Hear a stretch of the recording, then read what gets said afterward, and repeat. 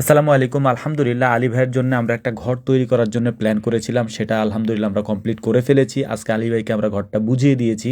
একটা জিনিস আজকের এই ভিডিও দেখলে আপনি বুঝতে পারবেন যে আমরা যে যার জায়গা থেকে অসুখী, কেউ আসলে সুখী না। তারপরেও আলহামদুলিল্লাহ আল্লাহ তাআলা আমাদেরকে ভালো রেখেছেন। আলী ভাইয়ের এই ঘরটা আপনারা একটু দেখার চেষ্টা করবেন। আমি প্রথমে আপনাদেরকে দেখাবো যে এইটার অবস্থাটা আসলে প্রথমে কি ছিল। উনি হচ্ছে বিভিন্ন জায়গা থেকে মাটি নিয়ে আসতেন, মাটি নিয়ে আসার পর এরপর হচ্ছে যে ওই মাটিগুলিকে ব্যাগের ভিতর করে ঘরের মধ্যে ঝুলায় রাখতেন, যাতে করে ঘরটা উড়ে না যায় বা বাতাসে পড়ে না যায়। এখন আমরা যে ঘরটা ভাঙতেছি, এই ঘরটা আমাদের দক্ষিণ পাড়ার এক চাচা দিয়ে দিয়েছিলেন গত কয়েক বছর আগে। ওই চাচা মারা গিয়েছেন, আল্লাহ তাআলা তাকে জান্নাতের সুউচ্চ মাকাম দান করুন। তো প্রথমে ঘরের সমস্ত কিছু আমরা খুলে নিচ্ছিলাম, তারপর হচ্ছে যে ভেতরের অবস্থা দেখে আসলে সত্যি অবাক হওয়ার মতো একটা অবস্থা হয়ে গিয়েছিল। ইমামুল আমাকে বলেছিল যে ভাই এই ঘরটা বেশি দিন টিকবে না, কারণ বাতাসে যে কোনো সময় পড়ে যেতে পারে।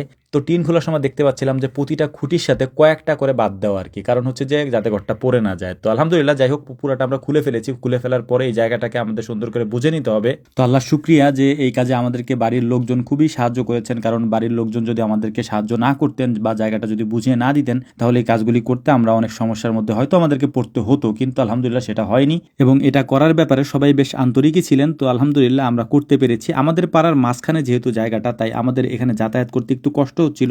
আমাদের বাড়িটা পাড়ার একেবারে শুরুতে, মেন রোডের সাইডে। এই কারণে হচ্ছে যে এই বাড়িটা যেহেতু একেবারে মাঝখানে, তাই যাতায়াতের জন্য আমাদের যেতে একটু কষ্ট হইতো গ্রামের ভেতর পর্যন্ত। তো আলহামদুলিল্লাহ তারপরেও আমরা মালসামানা নিয়ে এখানে পৌঁছাতে পেরেছি, যদিও একেবারে বাসা পর্যন্ত বা যেখানে আমরা এই কাজগুলি করছি সেই পর্যন্ত পৌঁছাতে পারিনি। কিন্তু আমাদের পাড়ার পোলাপান আপনারা তো জানেনই, এগুলো অনেক ভালো আলহামদুলিল্লাহ। তো ভাগ্যগুণে এরকম মানে ভাই বেরাদার পাওয়া যায় আর কি আলহামদুলিল্লাহ। তো ওরা ঠেলে ঠুলে একেবারে আমাদেরকে জায়গা মতো নিয়ে দিয়েছে, এবং ওরা আমাদের সাথে কাজ করেছে। বিশেষ করে ইমামুল, ওই মূলত হচ্ছে যে আমাকে এই বিষয়গুলোতে সব থেকে বেশি সাহায্য করেছে। মালসামানাগুলি আমরা নিয়ে এসেছি। এখন আমাদের মূল কাজ হচ্ছে এইটাকে আমরা পাকা করে ফেলবো, অর্থাৎ এই ঘরটা ফ্লোর করে ফেলবো। এই ফ্লোর করার জন্য বাকি যে কাজগুলি আছে সেই কাজগুলি আমরা করার চেষ্টা করবো। এখানে লেবার সংকট রয়েছে, কারণ আমাদের এখানে পেঁয়াজ কোপানোর এখন সময়, মানে পেঁয়াজের সিজন, যেহেতু সবাই পেঁয়াজের কাজ নিয়ে ব্যস্ত, যে কারণেই এই মিস্ত্রিদের সাথে বা এই ভাইদের সাথে আমাকে মাঝে মাঝে লিভারের কাজ করতে হয়েছে, বা প্রায় দিনই আমাকে করতে হয়েছে, কারণ লোক পাওয়া যাচ্ছিল না, লোকজনের খুবই সংকট দেখা যাচ্ছিল, কারণ সবারই পেঁয়াজের কাজ, এখন আমাদের নিজেদেরও পেঁয়াজের কাজ।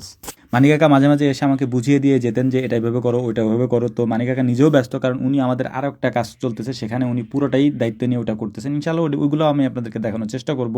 তো যাই হোক, আলহামদুলিল্লাহ দেখতে দেখতে আমাদের ফ্লোর ঢালাইয়ের যেদিন কাজ ছিল সেদিনই আমাদের লোক সংকট সব থেকে বেশি দেখা দিল। তো কিছুই করার নাই, ফ্লোর ঢালাইয়ের কাজ যেহেতু চলতেছে, এই দিন পুরো দিনই কাজ করতে হবে, তাই মিস্ত্রিদের সাথে আমরাও লেগে পড়লাম একেবারে ফ্লোর ঢালাইয়ের কাজে। পুরো দিনই আমরা ওনাদের সাথে থাকার চেষ্টা করেছি, আমাদের নিজেদের কাজগুলি বন্ধ করে রেখে। কারণ আপনারা দেখতেই পাচ্ছেন যে পাশেই হচ্ছে আলী ভাইদের, আমি বলি আলী ভাইদের পরিবারে হচ্ছে যে ওনার বোন আছে, ভাগ্নি আছে, এবং ওনার মা, ওনারা হচ্ছে 4 জন মানুষ থাকেন। তো আমাদের একটা দায়িত্ব ছিল যে খুব দ্রুত ওনাদেরকে ঘরে উঠিয়ে দেওয়ার কাজটা করতে হবে, কারণ ওনারা বাইরে থাকতেছেন। শীতের দিন বাইরে থাকাটা খুবই কষ্টকর একটা ব্যাপার, এবং এই জন্যই মূলত দ্রুত কাজগুলি করার চেষ্টা করছিলাম। ফ্লোরিং এর কাজগুলি শেষ হওয়ার পর মূলত হচ্ছে যে আমরা কাঠখুঁটির যে কাজগুলি রয়েছে সেগুলি করার চেষ্টা করবো ইনশাআল্লাহ। এই জন্য বাজার থেকে সব থেকে সেরা যে কাঠগুলি রয়েছে, বিশেষ করে তালের কাঠগুলি, সেগুলি দিয়ে আমরা এই কাজটা করব, যাতে করে এই ঘরটা 20-30 বছর পর্যন্ত খুব সুন্দরভাবে দাঁড়িয়ে থাকে, যাতে করে এই ঘরে 30 বছর পর্যন্ত কারো হাত দিতে না হয় কোনোভাবে। আমরা 2টা রুম করে দিয়েছি, একটা ওনার মা থাকবেন, আমি বলেই দিয়েছি। এর পাশাপাশি আর একটা রুম ওনারা থাকবেন, বা ওনারা যেভাবে থাকেন, ওনারা আগে যেভাবে থাকতেন সেভাবেও থাকতে পারেন, এটা ওনাদের ব্যাপার, ওনাদের ঘরে ওনারা কিভাবে থাকবেন। তো যাই হোক, আলহামদুলিল্লাহ কাঠখুঁটির কাজ শেষ হয়ে গিয়েছে। এখন আমরা বেড়াটা দিয়ে দিচ্ছি সুন্দর করে টিন দিয়ে। আমরা পুরাতন কোনো টিনই ব্যবহার এখানে করব না ইনশাআল্লাহ। আগেই বলে রেখেছি যে এখানে সমস্ত কিছু আমরা নতুন দেওয়ার চেষ্টা করব, যাতে করে এটা দীর্ঘস্থায়ী হয়। তাই আমরা পুরাতন টিন দেওয়া, কাঠ দেওয়া